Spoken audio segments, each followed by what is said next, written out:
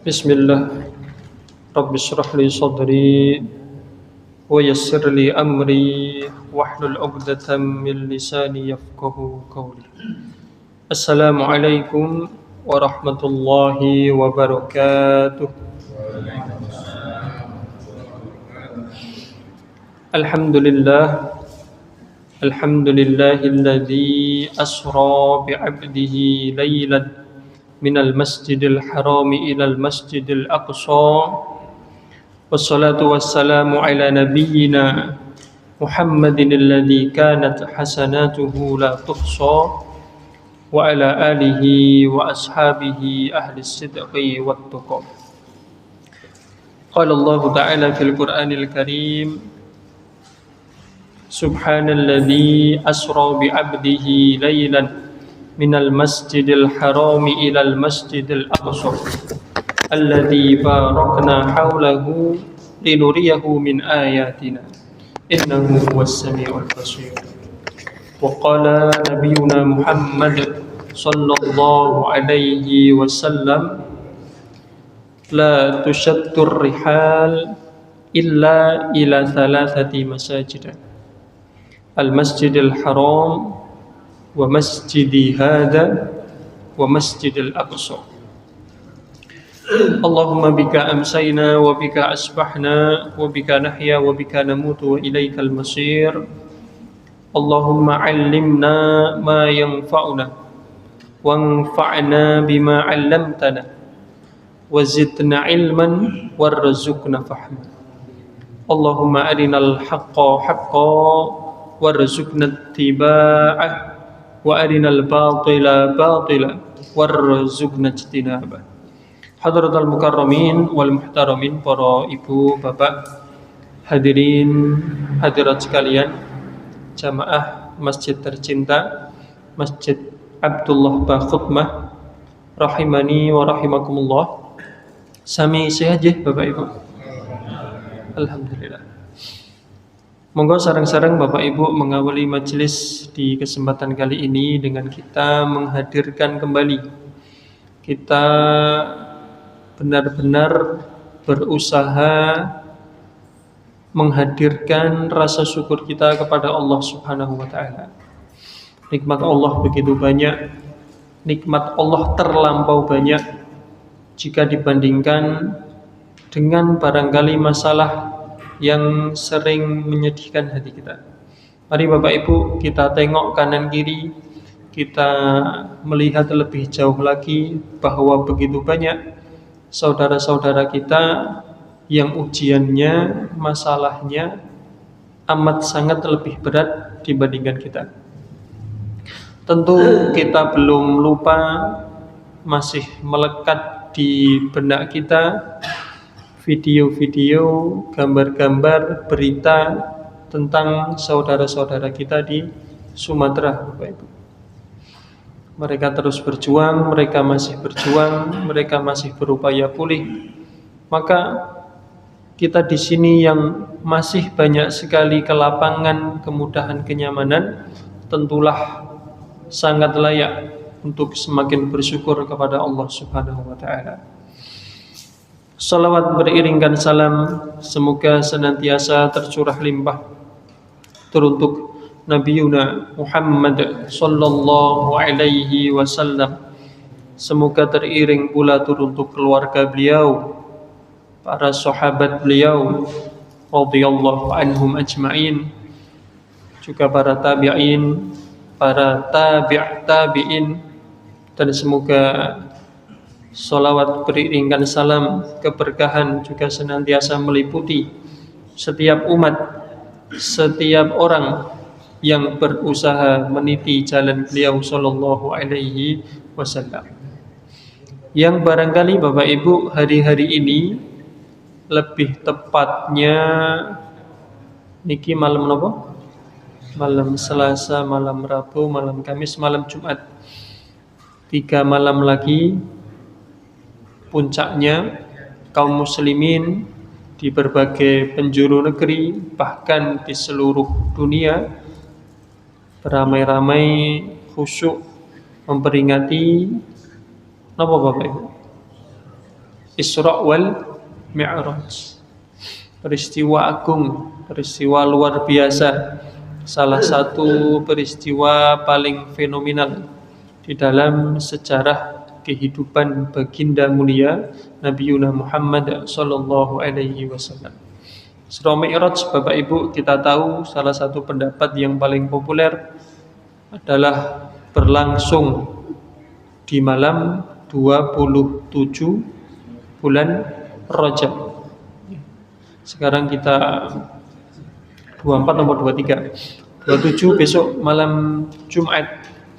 Maka Bapak Ibu, Isra Mi'raj adalah satu peristiwa penting yang mengandung banyak sekali makna.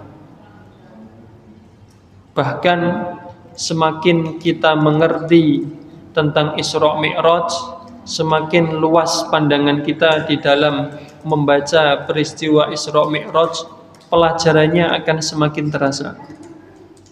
Tidak sekedar hanya malam itu saja, tapi kita tarik ke belakang bagaimana Isra Mi'raj ini kemudian Allah hadiahkan kepada Nabi Muhammad sallallahu alaihi wasallam. Sejak tahun 7 kenabian, 3 atau 4 tahun sebelum Isra Mi'raj, Nabi begitu berat diuji. Nabi diboikot 3 tahun, Bapak, 3 tahun diboikot, sampai demi mengisi perut itu hanya memakan dedaunan, Bapak. 3 tahun baru bernafas sebentar, boikot selesai. Sekian bulan, ada yang menyebutkan 6 bulan, beliau terhenyak lagi dengan musibah berat, meninggalnya paman beliau sinten? Abu Thalib, yang selama ini menjadi membackup, yang selama ini di garis terdepan melindungi beliau sallallahu alaihi wasallam. Tidak hanya itu, jarak sekian hari, ada yang menyebut jarak sekian bulan, di bulan Ramadan wafat, meninggal istri beliau tercinta sinten? Ibunda Khadijatul Kubra bintu Khuwailid radhiyallahu anha. Bertubi-tubi, Bapak Ibu, bertubi-tubi. Baru 3 tahun, mohon maaf, baru selamat, baru tuntas dari boikot selama 3 tahun yang tentu menyakitkan sekali, mental, fisik. Sampai efeknya paman beliau meninggal, Ibunda Khadijah juga meninggal. Setelah itu kondisi sudah tidak kondusif di Mekah. Beliau terpaksa mencari tempat lain untuk melangsungkan dakwah. Beliau berharap satu tempat yang bernama Taif. Harapan tinggi, harapan besar, berkilo-kilometer beliau menuju ke sana. Ternyata ditolak, Bapak. Ini berat sekali. Artinya Bapak Ibu sekalian, sekilas saja bahwa Isra Mi'raj ini tidak hadir serta-merta. Isra Mi'raj Allah hadiahkan kepada kita, kepada Nabi Muhammad sallallahu alaihi wasallam, betul-betul sebagai pelipur lara, sebagai hiburan. Yang inti dari Isra Mi'raj kita tahu apa, Bapak Ibu? Perintah sholat. Maka hadiahnya itu, hadiahnya sholat itu. Dan di kesempatan kali ini Bapak Ibu, insya Allah kita akan melanjutkan kajian fikih sholat yang sekian waktu tertunda. Semoga ini juga bagian dari memperingati peristiwa Isra dan Mi'raj Nabi Muhammad sallallahu alaihi wasallam. Untuk kisah detailnya, Bapak-bapak, Ibu-ibu bisa kula nggih anjurkan simak lagi banyak penjelasan dari guru-guru kita. Setahun yang lalu pas tanggal 27 Rajab bertepatan 27 Januari, kita juga mengkaji lebih dalam peristiwa Isra Mi'raj itu. Bisa dilihat di akun YouTube masjid kita, di live pelajaran Isra Mi'raj. Hadirin rahimani wa rahimakumullah, maka mari kita niati sebagai bentuk kesyukuran kita dan kesadaran kita, Bapak Ibu, bahwa sholat ini benarlah hadiah utama. Sholat ini benarlah hadiah yang berharga dari Allah turun untuk kita semua. Bayangkan Pak, ujiannya bertubi tadi, seberat tadi, bertubi-tubi, kita melihat dalam panggung sejarah Nabi, hiburan dari Allah berupa sholat. Maka selayaknya setiap mukmin, setiap muslim paham, sekalipun barangkali kita masih berupaya merasakannya dan mungkin belum benar-benar merasakannya, tapi kita harus paham Bapak, tidak ada hiburan yang lebih handal, tidak ada hiburan yang benar-benar menghibur melebihi apa? Sholat. Hadirin rahimani wa rahimakumullah. Melanjutkan kajian kitab Al-Wajiz fil Fiqhil Islami. Kajian fikih sholat, kula merujuk pada kitab Al-Wajiz, ringkasan fil Fiqhil Islami. Tulisannya Asy-Syaikh Dr. Wahbah Zuhaili, ulama kenamaan asal Suriah. Kitab beliau populer, banyak menjadi bahan ajar pegangan kaum muslimin di berbagai lembaga pendidikan, di berbagai majelis. Maka sangat layak pula Bapak Ibu, kita keluarga besar Masjid Bakhutmah ini juga mempelajari karya beliau. Kalau di pesantren-pesantren mungkin putra jenengan nanti akan mengkaji kitab Al-Wajiz ini. Guru-guru kita juga mengkaji kitab ini, Al-Wajiz fil Fiqhil Islami, ringkasan fikih Islam. Bapak Ibu yang semoga dirahmati Allah, pertemuan sebelumnya kita telah membaca tentang sunnah-sunnah di dalam sholat. Kita mengawali dengan faraidus sholat, atau bahasa lainnya arkanus sholat, rukun-rukun di dalam sholat. Kita pun ngertos yang rukun nopo mawon. Kita juga sudah membaca sunanus sholat, yang sunnah nopo mawon, sehingga tidak salah prioritas. Kalau terpaksa dalam kondisi tidak ideal kita harus terburu-buru, maka yang tetap dilaksanakan adalah rukunnya. Sunnahnya kalau terpaksa ya boleh ditinggal, tapi rukunnya mboten nangsa. Kalau nggak tahu ilmunya, barangkali sering terjadi di masyarakat ngejar sunnah tapi ketinggalan rukun. Kan ngeri sekali dampaknya. Padahal rukun itu wajib nek mboten dilampahi berarti resikone batal. Ngulang melih kita salatnya. Hadirin rahimani wa rahimakumullah. Yang rukun sudah, yang sunnah sudah, saged disimak melih. Kita masuk pasal berikutnya, yang ini juga penting. Nanti dua pasal yang akan kita pelajari ini penting, makruhatus shalah dan mubtilatus shalah. Hal-hal yang makruh di dalam sholat, kemudian pembatal-pembatal sholat. Ini penting sekali nih. Tapi mungkin kesempatan kali ini kita akan membaca yang makruhatus shalah, urut sesuai susunan di dalam kitab. Hal-hal yang dimakruhkan di dalam sholat. Hadirin rahimani wa rahimakumullah, kita ringkaskan dari kitab ini karena beberapa barangkali kurang relate. Tidak akan kula baca semua. Kalau panjenengan ingin mendapat penjelasan lebih lengkap, bisa buka kitab induknya, Fikih Islam, Fiqhul Islami wa Adillatuhu. Ini kan cuma ringkasannya. Yang kitab aslinya berjilid-jilid. Kalau ringkasannya lebih kecil. Yang pertama Bapak Ibu, yang makruh di dalam sholat, tarku sunnatin minas sunani amadan. Yang pertama Bapak, makruh meninggalkan salah satu sunnah di dalam sholat dengan sengaja. Apa? Meninggalkan sunnah sholat dengan sengaja. Contoh, beliau memberi contoh, meninggalkan doa apa namanya kalau sebelum Al-Fatihah? Iftitah.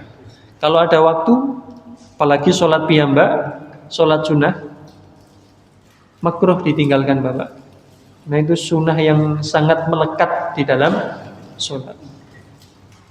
Versi pendeknya nate kula share teng grup. Kalau barangkali waktu terbatas bisa baca versi pendeknya. Kita hafal Allahumma ba'id baini, itu kan lumayan panjang. Kita nggih hafal kabiro walhamdulillahi katsira. Itu lumayan panjang. Ada yang lebih pendek.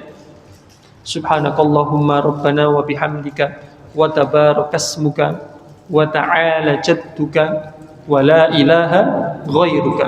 Ini pendek sekali. Dasarnya kuat di sahih.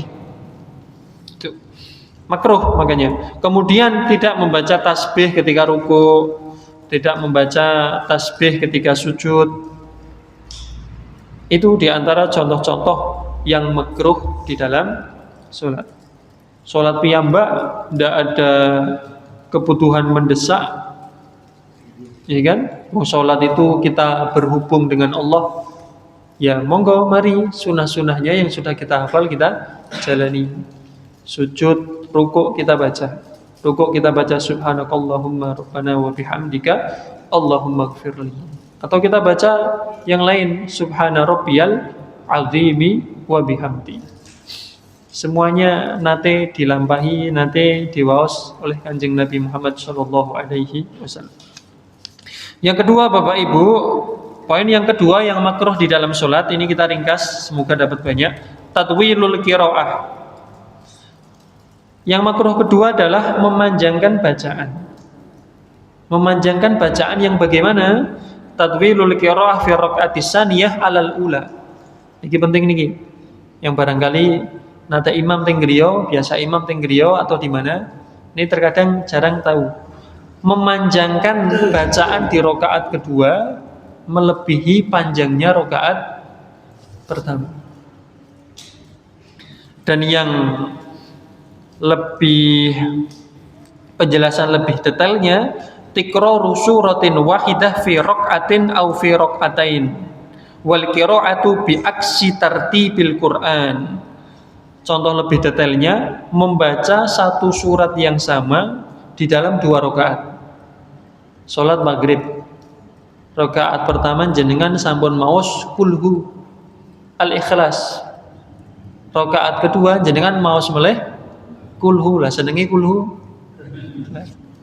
Jangan sampun sami nggih. Niki sedikit makruh. Penjelasan dari Dr. Wabah Zuhaili. Makruh juga tidak urut, berkebalikan dari urutan mushaf.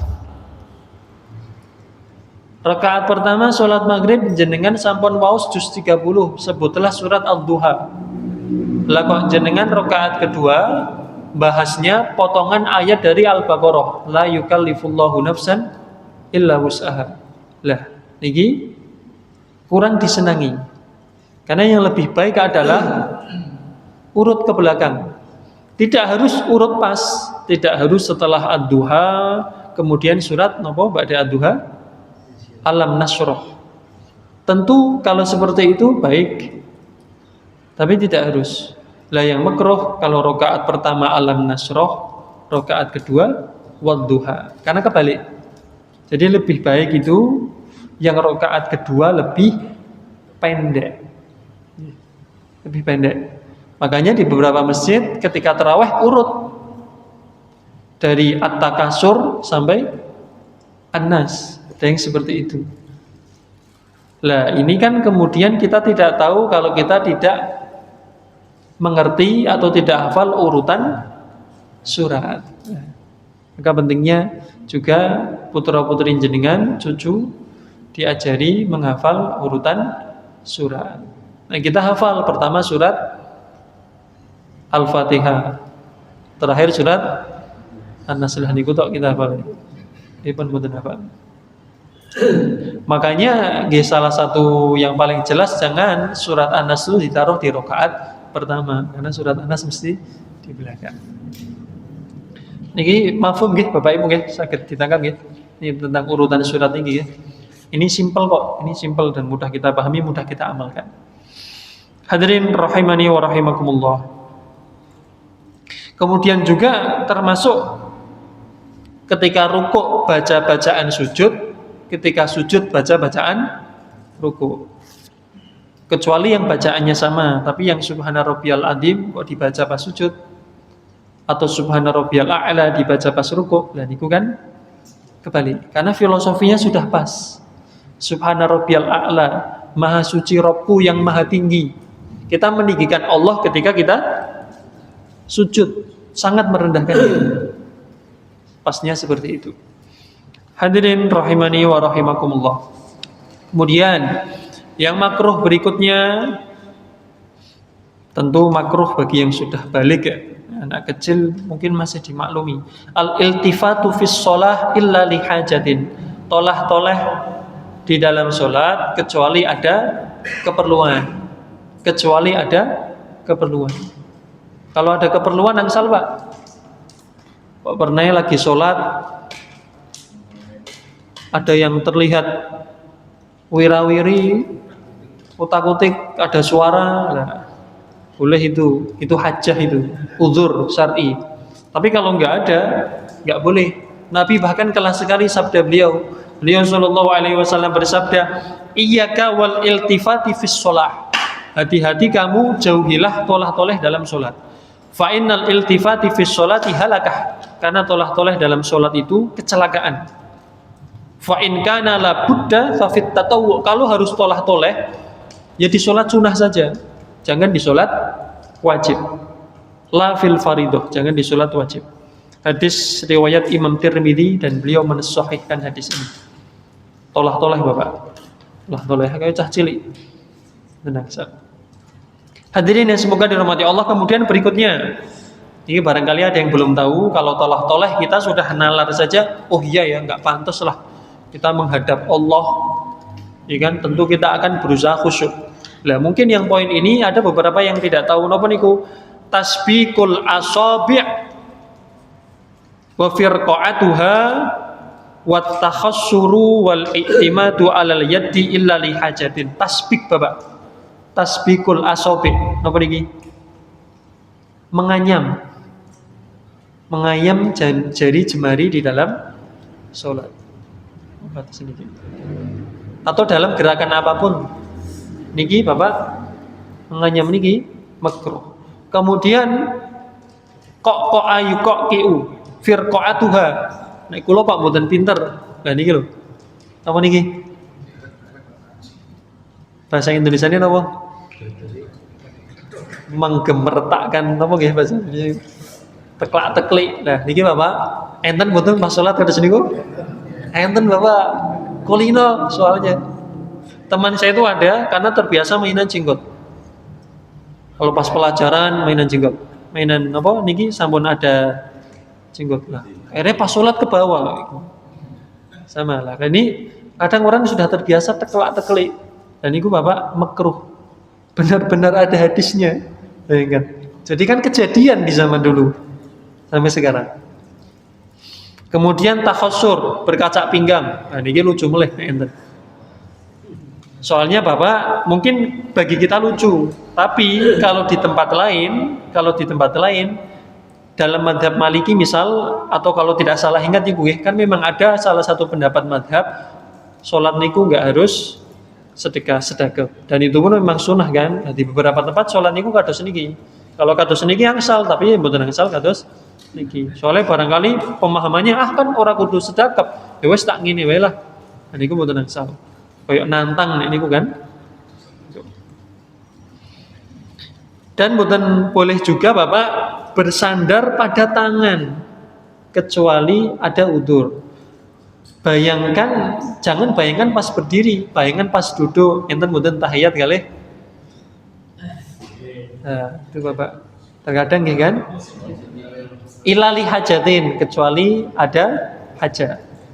Yang saged ngukur hajat nggih panjenengan piyambak. Kalau ada udzur nggih mboten napa-napa. Kalau sudah bicara udzur yang tadinya makruh, bahkan yang tadinya haram, ada potensi boleh makan, mohon maaf, babi saja. Kalau ada udzur terpaksa boleh di situasi tertentu. Hadisnya Abu Sa'id Al-Khudri, anna Nabi sallallahu alaihi wasallam qol, bahwasanya Nabi sallallahu alaihi wasallam bersabda, kula tingali niki riwayat sinten? Niki riwayat Imam Ahmad. Hadisnya pripun? Idza kana ahadukum fil masjidi, jika salah seorang di antara kalian berada di dalam masjid Pak. Bukan sholat berarti nih. Kalau berada di dalam masjid, fala yusabbikanna, maka janganlah sekali-kali menganyam jari jemari. Fa inna tasbika minasyaiton, karena menganyam jari ini termasuk perbuatan setan. Wa inna ahadakum, dan sungguh salah seorang di antara kalian la yazalu fi sholatin, masih berada di dalam solat, madama fil masjid, selama dia di dalam masjid, hatta yakhruja minhu, sampai dia keluar dari masjid. Maka orang kalau panjenengan nih bapak-bapak kan biasa, luar biasa nih bapak-bapak, solat maghrib ngentosi isya, itu kalau diniati dapat pahala solat terus nih Bu, ya kan? Ada potensi mendapat pahala sholat terus, meskipun pas di masjid nggih enten ngantuk misal, ya kan? Tapi niki yang makruh niki. Sekali lagi Bapak, kita sedang membahas bab makruh.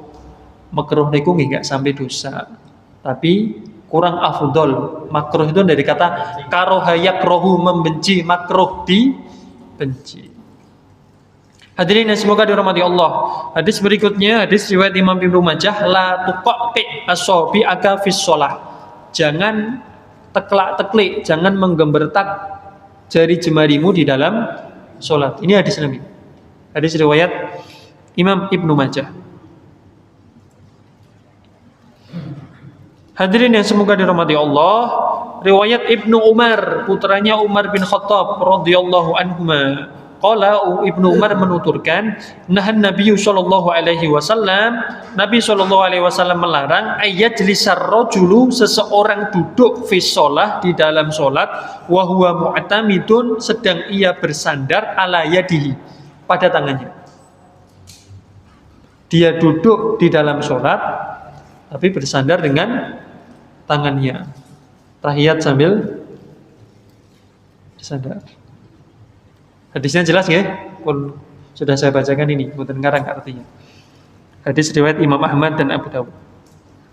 Hadirin yang semoga dirahmati Allah, kemudian al-abasu bil yad awis saub awil badan awil lihyah, melakukan hal yang enggak berguna, sia-sia, baik dengan tangan, dengan pakaian, dengan badan, dengan lihyah, dengan jenggot, dengan janggut, atau meletakkan tangan di atas mulut, atau menutup hidung ngagem masker, min duni hajah, tanpa ada keperluan. Ngagem masker tanpa ada keperluan, menurut kesimpulan Syekh Dr. Wahbah Zuhaili, termasuk makruh. Karena kan nanti terhalang ketika sujud. Tapi sekali lagi kalau ada perlu maka tidak apa-apa. Memang flu Bapak, flu malah nulari tonggone, mengganggu sampingnya. Napa meleh kalau flu-nya itu biasa ada keluar cairannya, dan itu malah diwahi sisan Pak nggih.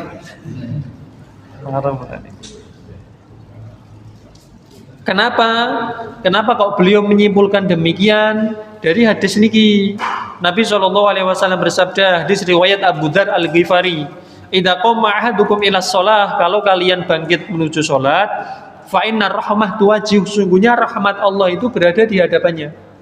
Rahmat Allah itu akan mendatanginya. Maka ini di zaman Nabi nggih, contoh di zaman Nabi, fala yamsahil haso, jangan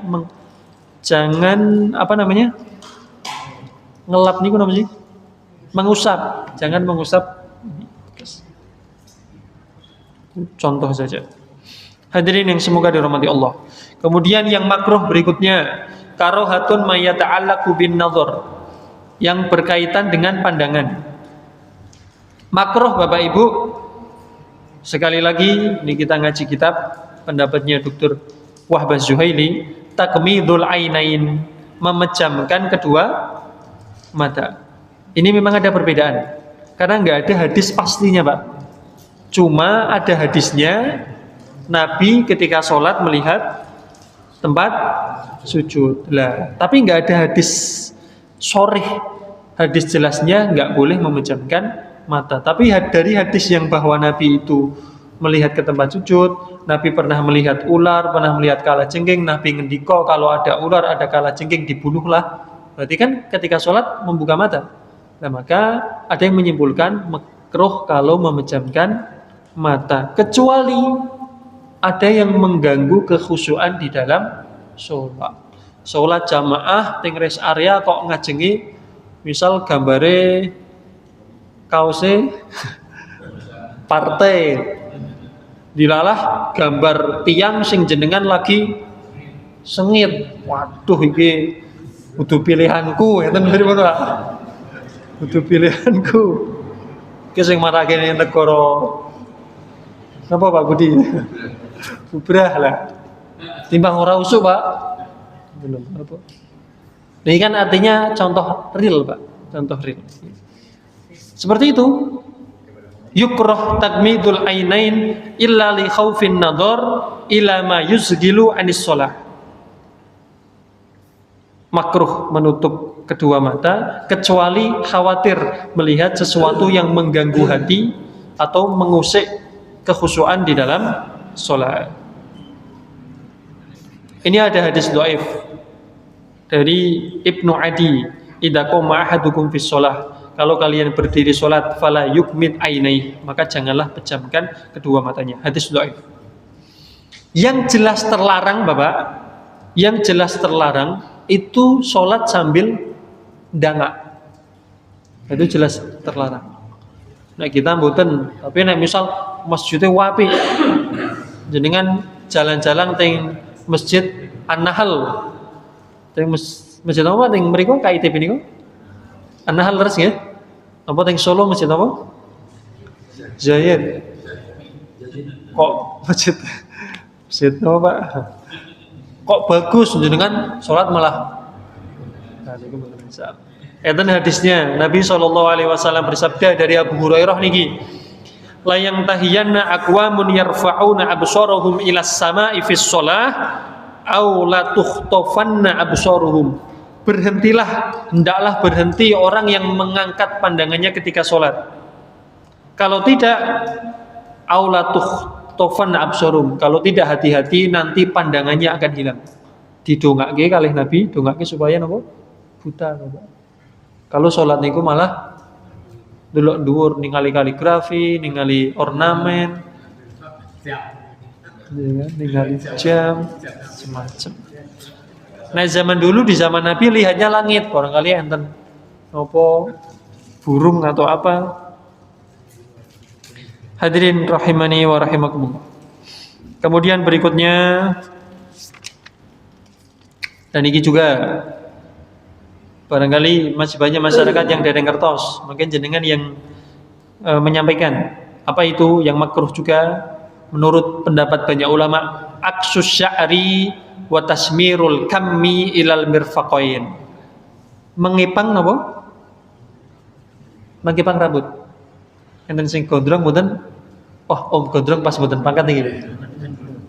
Om Romi, ya kan? Kalau pas jenengan gondrong, Pak, niku ketika sholat diuraikan. Kalau dikepang niku makruh. Iya Pak, niku makruh. Itu sudah kalau anak-anak muda yang gondrong sudah pada tahu, teman-teman ngaji itu sudah pada paham. Ditaleni naik pas jalan-jalan, naik pas nongkrong, tapi pas sholat dibuka. Makanya dagemi peci ben mboten obat mabit. Karena agam peci kan paling enggak cuma belakangnya Pak. Hadis Abu Rafi. Hadis Abu Rafi, nahan Nabi sallallahu alaihi wasallam, Nabi sallallahu alaihi wasallam melarang ayyusalliyar rajul, seorang laki-laki salat wa ra'suhu ma'kus, dan kepalanya rambutnya dikepang, diikat. Hadis Imam Ahmad, Ibnu Majah, Abu Dawud dan Tirmidzi. Kata ini umum kok, sudah banyak tahu. Searching mau di Google keluar hadisnya. Kemudian ini masih satu poin yang sama. Tasmirul kam. Kalau ini kesimpulan banyak ulama. Artinya di sini tidak disebutkan ada hadisnya. Tapi kesimpulan para ulama memakruhkan Bapak, perhatian Bapak-bapak, anak ibu-ibu insyaallah mboten melipat lengan. Melipat lengan, Mas, Bapak. Melipat lengan niku ada yang lengan selama. Lah kalau niku pripun nggih? Kadang kan kalau yang melipat celana niku ada tujuannya, mungkin dia berkeyakinan tidak ingin isbal. Lah itu kita husnudon lah, kita husnudon. Barangkali niatnya yang itu kan baik.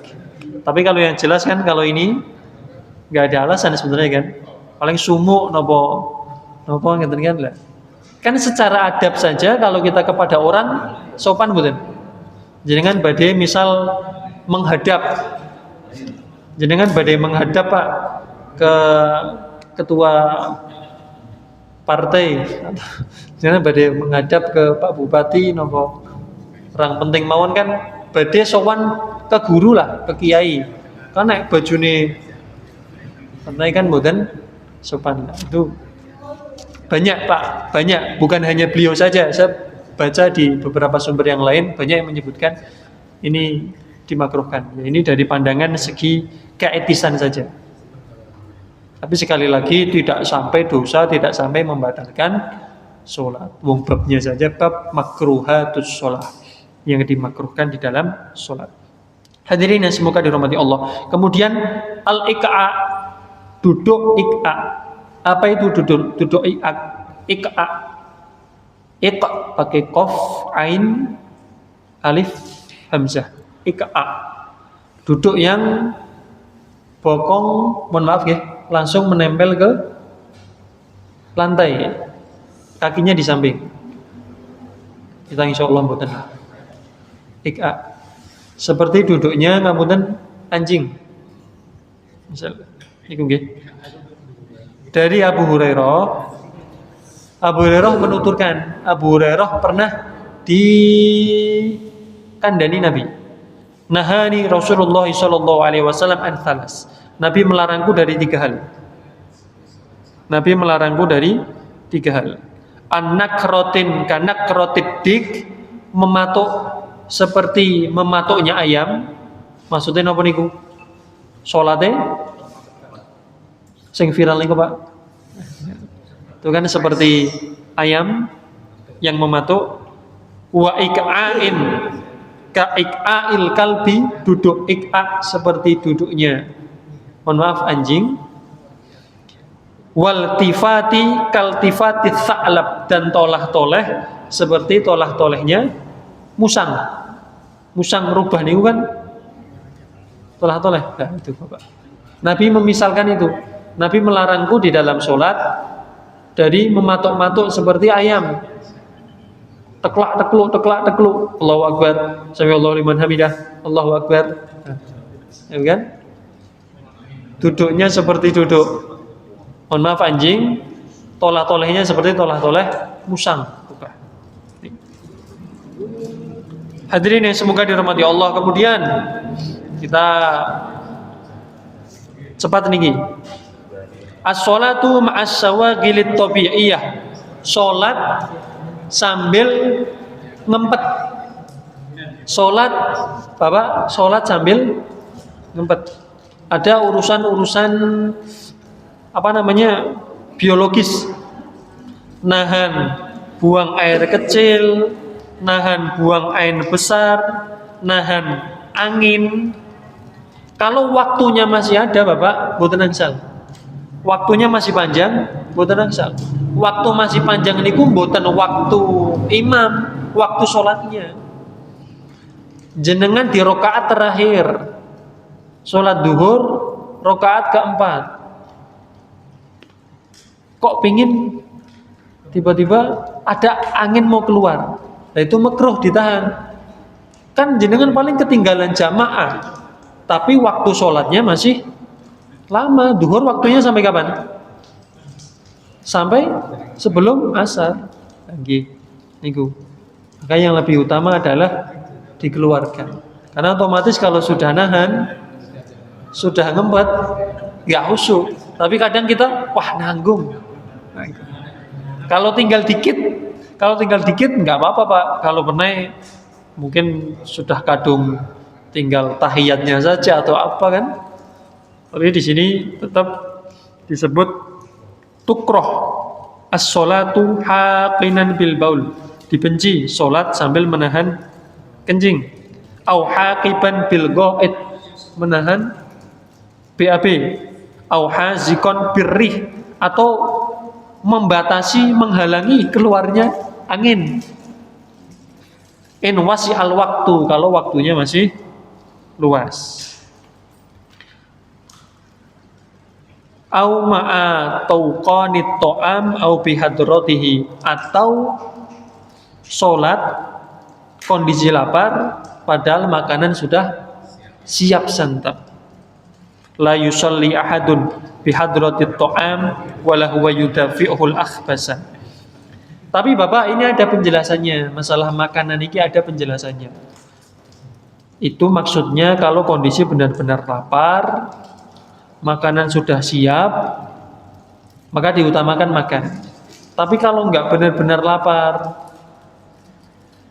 atau sengaja dijadikan kebiasaan, dan iku mboten angsal ya, sengaja tumbas lawuhe masake sakderenge adzan, itu kan sengaja. Artinya dalam kondisi tidak umum. Dalam kondisi tidak umum, bukan sebagai sebuah kebiasaan. Niku diutamakan makan. Sudah sangat lapar. Inna dina yusrun, agama niku gampil. Wala yusaddad dina illa ghalabah. Enggak ada yang terlalu berkeras-keras dalam beragama kecuali akan kalah sendiri, akan capek sendiri.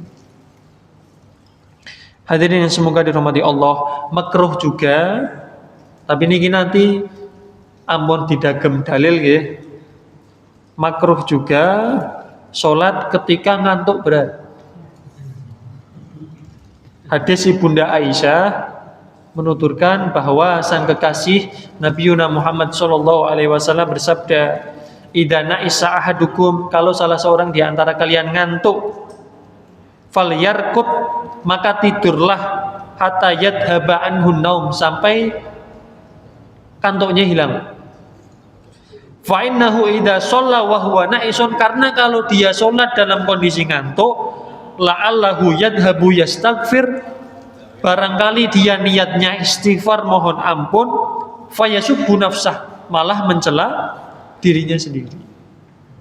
Ini hadisnya dari Ibunda Aisyah. Kalau ngantuk berat, ampun dipeksokke. Lagi baca apa malah muter-muter, nggak sampai-sampai. Nah, maka kalau ngantuk Bapak, Islam syariat yang mudah ini mengajarkan jenengan tidur dulu. Jenengan tidur dulu. Tidur dulu, baru kalau sudah hilang lumayan fit, dilanjut lagi sholatnya. Tapi niki mboten diagem alasan kok mboten nate tarawih teng masjid. Kalau tarawih di masjid niku kan minimal nggih. Mudahlah. Itu mungkin bagi yang tambahan di rumah pun tarawih di masjid, tambah qiyam, tambah sholat malam di rumah lah, ngantuk leren sih. Intinya semuanya bisa menimbang dengan nuraninya masing-masing. Hadirin yang semoga dirahmati Allah, dan makruh juga, tapi ini seringnya susah kita hindari, tapi bisa kita atasi. Ini nggak bisa kita hindari barangkali, tapi bisa kita atasi nopo? Menguap. Menguap itu Bapak, itu dari setan. Maka dalam hadisnya at-tasawubu minasyaiton, fa idza tasaba ahadukum falyaqdim mastato. Maka kalau menguap ditutup. Kan kadang nggak bisa kita hindari Pak ya. Sedang sholat memang menguap, lah ditutup. Ampun nanti ngamboni sampingnya Ibu kan? Jangan di samping. Nah, ini pentingnya ngaji Pak. Nek bener ngaji kadang dikirone anggap yo kabeh wong anggap kok. Kalau nggak ngaji nggak tahu. Kalau ngaji tahu insyaallah. Wah niku enten kados niku bau lagi tuh Pak. Bau lagi itu. Anggap tok masih mending, tapi kalau sampai niku kan mboten anggap, napa niku? Berapa namanya? Sendawa, berarti nggih. Bersendawa, ngawur lagi niku, membaui sampingnya. Itu enggak etis sama sekali. Enggak etis. Jangan-jangan niatnya baik sholat jamaah, tapi bar dahar duren, mboten sikatan lah. Niat baiknya pahalanya segini, tapi ngamboni duren koncone orang ngejak-ngejak dosane kata. Sejak makanya Bapak. Hadirin yang semoga dirahmati Allah. Kemudian Bapak, ini barangkali juga asing. Bapak-bapak niki. Mulazamatu makanin khassin fil masjidi ghairil imam. Selain imam yang makruh menempati satu tempat khusus. Ngengkeremi satu tempat khusus. Nyong nek salat kudu ning pojok mriku.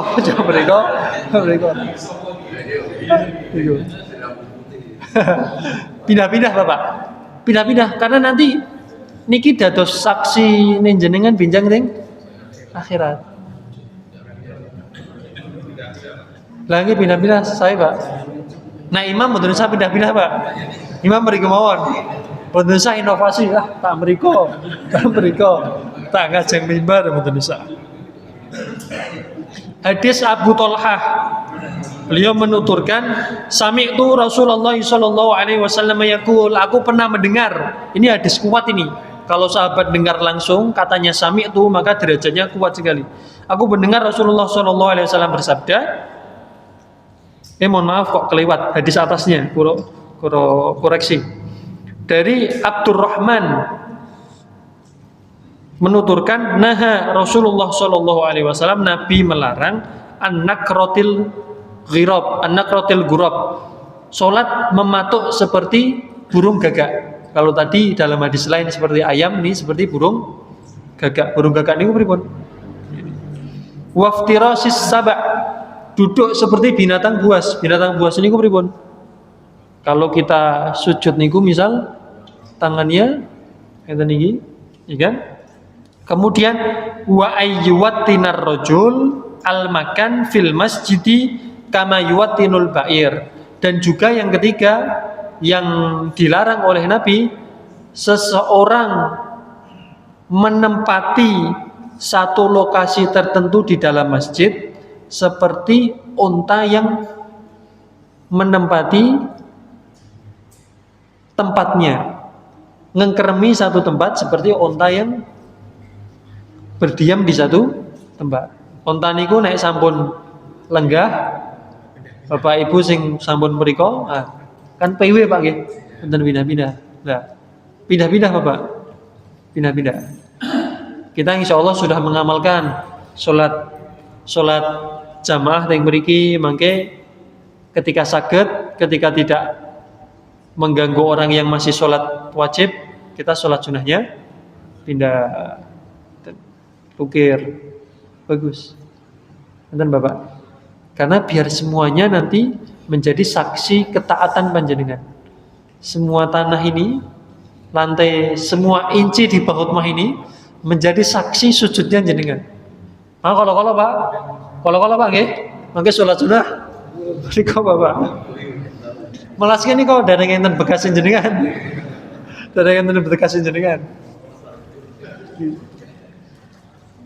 Sunnah tapi kalau wajib nggih tetap soft pertama lebih bagus. Hadirin rahimani wa rahimakumullah.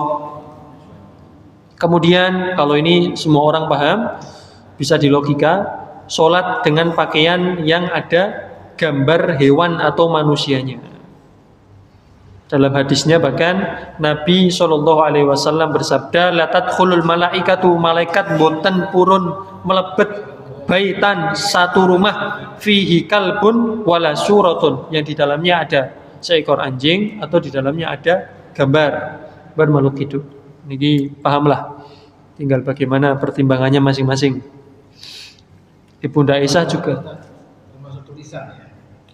Kalau di sini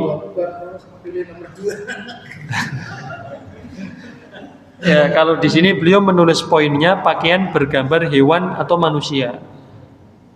Kalau tulisan ya berarti sebabnya kalau mengganggu, ya, kalau mengganggu.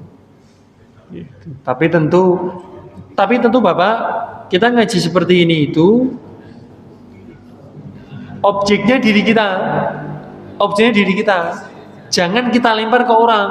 jenengan kita takmir, kita warga apa jamaah utama mriki, enten tiyang saking safar, ada orang mampir, orang lewat sholat, kebetulan memang safar pakaiannya ala kadarnya, nggak parah lah, mungkin tulisan saja, grafiti atau apa. Ampun jenengan galai. Atau seniku mangke enten review teng Google Map Masjid Bahut mah, masjid di sini wonge galak-galak. Nah, itu ampun. Akhlak, Bapak, akhlak.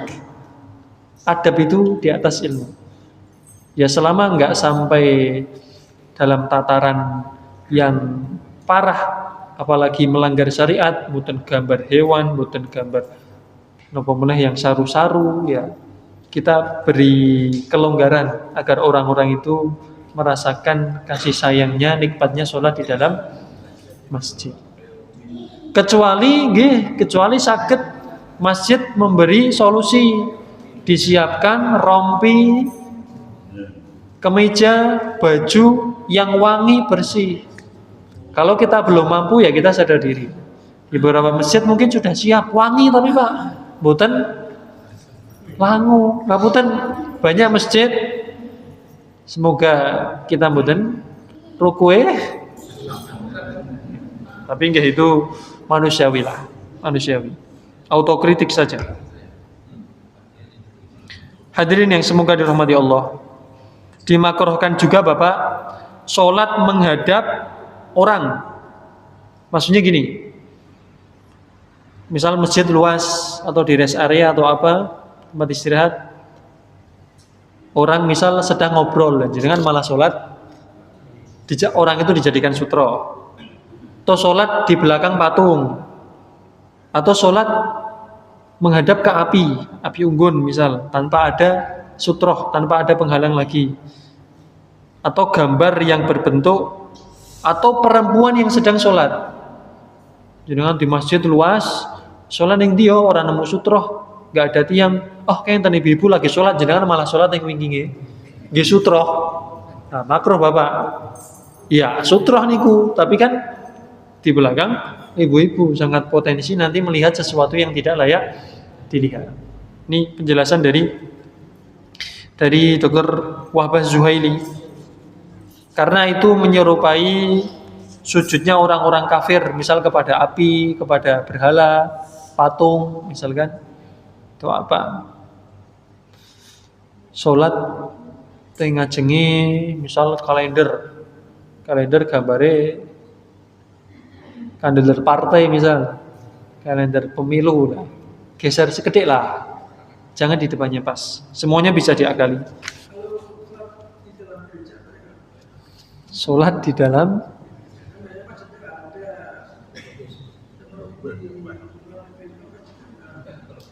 masjidnya mboten enten. Pripun niku Ustaz Wais? Saya belum mendalami Om. Seingat Pak Warena sempat enggak boleh lagi. Mboten angsal. Memang pernah membaca sekilas itu karena kan tempat ibadah orang lain. Lebih baik di luar. Tapi mangke kula dalami meleh. Tapi memang sekilas kelebatan bacaan saya niku mboten angsal. Masih banyak lah Mas. Wong ju'ilat liyal ardo tohuron masjidan wa tohuro, kata Nabi. Salah satu keistimewaan umat Nabi itu bumi ini dijadikan suci dan tempat sujud. Semuanya niki angsal guys tempat sujud. Nah, kan nggak harus, berarti bukan harus teng niku Om saged teng warung Padang kan Om Supri biasanya dar teng warung Padang, teng warung-warung. Lagi teng restoran, nopo teng di jalan, jenengan teng luar negeri niku nate ning pirsa nggih, salat di pinggir jalan. Nah, niku lebih masuk akal. Lah niku banjir Sumatera niku viral Pak nggih, salat. Tempat lain Om Supri badhe jalan-jalan teng Udi, teng Romawi, kalau Roma teng Italia. Badhe jalan-jalan berarti niki Pak. Pun nabung berarti Pak. Waduh. Hadirin yang semoga dirahmati Allah. Sedikit lagi. Ketika sholat memikirkan perkara-perkara duniawi, jelas. Sholat memikirkan perkara duniawi, jelas. Niku makruh. Niku makruh. Salat mikir wah iki Pak ning Padang sing kono apa sing lori meneh? Sing Padang murah apa sing Bener Salam. Kemudian Lamongan. Kemudian membaca zikir Bapak tidak pada tempatnya. Membaca zikir tidak pada tempatnya. Pas duduk di antara dua sujud bacanya Subhana rabbiyal a'la. Itu salah, makruh dengan sengaja. Kalau lupa nggih mboten napa-napa. Itu Bapak Ibu hadirin yang semoga dirahmati Allah. Sekilas beberapa, tentu belum semua, tapi sudah mencakup banyak yang penting yang dimakruhkan di dalam sholat. Di penutup pembahasan makruhatus sholat yang dimakruhkan dalam sholat, beliau memberi catatan kecil ma la yukrahu fi sholat, yang tidak makruh di dalam sholat. Karena kadang dianggap makruh. Napa niku? Jalan ringan kalau ada keperluan. Ini kadang orang mboten ngertos Pak nggih. Maka kita yang menyampaikan, dan kita harus tahu jalan ringan. Misal enten sing batal. Misal kula teng soft pertama makmum kula kentut. Kula kan batal iku. Saya keluar soft. Lah belakangnya pas niku mboten makruh Pak. Malah selayaknya segera mengisi soft. Langkah, 2 langkah, 3 langkah sudah bisa ngisi soft. Kalau yang belakangnya dereng paham, misal mboten jamaah kita, nih jamaah kita pun ngertos. Orang maju-maju, lah jangan, kalau nggak maju-maju jangan otot-ototan. Maka yang paling luar ke tengah, ukurannya yang paling luar. Kalau kok yang batal di sini, maka yang geser ke tengah yang dari sini, bukan yang tengah malah ke kanan. Nah, yang mriko yang batal, maka yang sebelah kirinya ke tengah. Seperti itu. Mahfum ya Bapak Ibu ya. Ini Bapak Ibu sekalian sedikit ini. Ya Pak. Itu kita geraknya itu setelah imam selesai apa baru Allah sudah gerak. Lah, niku Bapak nggih. Tentang gerak itu sependek pengetahuan saya para ulama memang berbeda pendapat. Tapi yang mereka sepakat tidak boleh mendahului imam. Ukurannya beda-beda. Tapi biasanya kalau sudah terbiasa ketika Allahu Akbar baru kita ikut ya, itu kadang sudah terbiasa. Tapi artinya kita juga tidak menafikan ketika ada yang mungkin mulai geraknya, setarnya lebih cepat. Tapi kan tidak sampai mendahului imam. Karena kadang kultur lingkungan beda-beda Pak. Barangkali dia hidup di tempat yang imamnya sholatnya cepat. Nah nggak segera malah ketinggalan rukun, ketinggalan syukur. Wallahu alam PR Pak. PR insyaallah. Saya belum bisa menjawab secara ilmiah, secara pasti maksudnya. Makanya Bapak Ibu, semoga bermanfaat. Ini peringatan Isra Mi'raj kita memperbaiki sholat. Karena dia dalam Isra Mi'raj ini sholat. Semoga semakin memperbaiki sholat kita Bapak. Dan Bapak penting juga, jangan terlampau sedih dengan yang sudah lalu. Bar ngaji walah berarti selama ini sholatnya salah apa? Bukan Bapak. Islam enggak melihat niku. Agama ini liman kana yarjullah wal yaumal akhir. Agama ini Bapak milik orang yang optimis, milik orang yang berharap kepada Allah dan hari akhir. Kalau jenengan tahu ilmu, jenengan perbaiki kesalahan jenengan yang puluhan tahun lalu jadi pahala. Hangus kalau jenengan pun tobat malah jadi pahala. Maka enggak ada kata terlambat belajar. Jenengan ngertose sakniki kok jenengan lampai, jenengan tobati, jenengan perbaiki kesalahan yang lalu enggak jadi kesalahan, malah dirubah jadi kebaikan. Maka Bapak, mari yang lalu sudah berlalu, yang penting hari ini dan kita perbaiki masa depan. Hadirin, semoga bermanfaat. Kita tutup dengan doa kafaratul majlis. Subhanakallahumma wa bihamdika asyhadu an la ilaha illa anta astaghfiruka wa atubu ilaik. Billahi taufiq wal hidayah. Nasrun minallahi wa fathun qarib. Assalamualaikum warahmatullahi wabarakatuh.